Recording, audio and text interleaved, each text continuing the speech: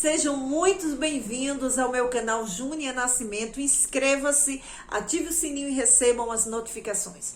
Bom, eu vim aqui falar com vocês sobre um assunto muito peculiar à arte da pregação, é a pregação expositiva.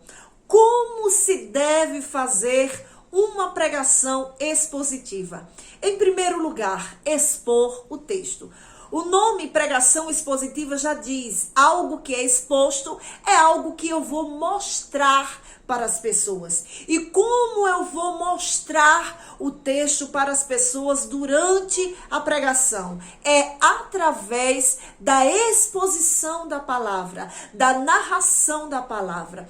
E um pregador que vai preparar um sermão, ele tem que conhecer o texto. Não tem como fazer uma pregação expositiva se ele não conhecer bem o texto. Como eu já disse, o nome expor quer dizer mostrar. Eu vou trazer para as pessoas o texto conforme o texto é. Eu não estou falando de palavras difíceis, né? Às vezes nós estamos ouvindo uma pregação e tem pessoas que gostam de articular palavras difíceis, palavras que muitas vezes você tem que recorrer ao Aurélio ou ao Google para conhecer essa palavra, mas não necessita disso. Pelo menos a princípio não é necessário usar palavras difíceis. Porque muitas vezes nós ouvimos muitas pregações,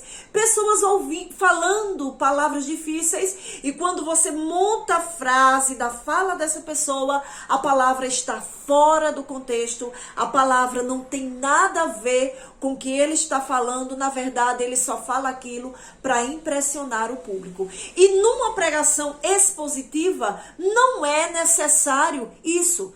Você pode usar, logicamente, vai do seu vocabulário, vai do público que você está pretendendo alcançar, mas o que é primordial numa pregação expositiva é a exposição do texto, é o texto pelo texto. Igual Atos capítulo 2, quando Pedro prega no dia de Pentecostes, ele vai trazer para aquela multidão a pregação expositiva, uma narrativa expositiva.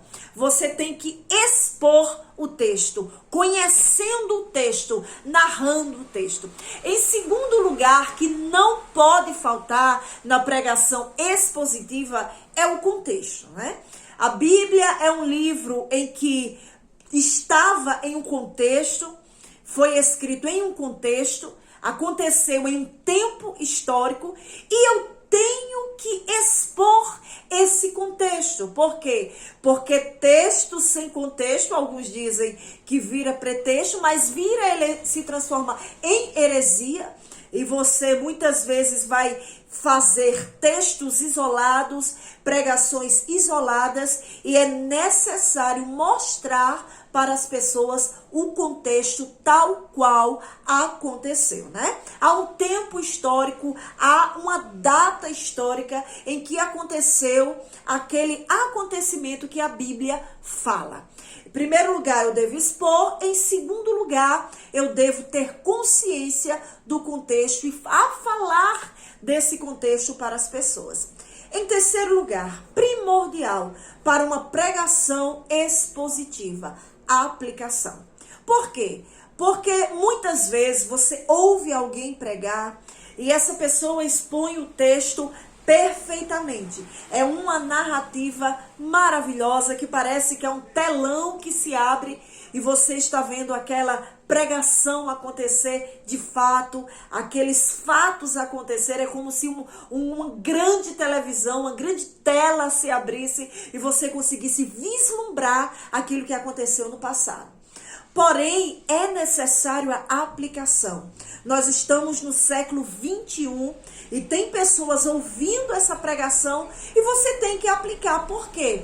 Porque narrativa por narrativa é apenas uma história. É apenas uma história narrada.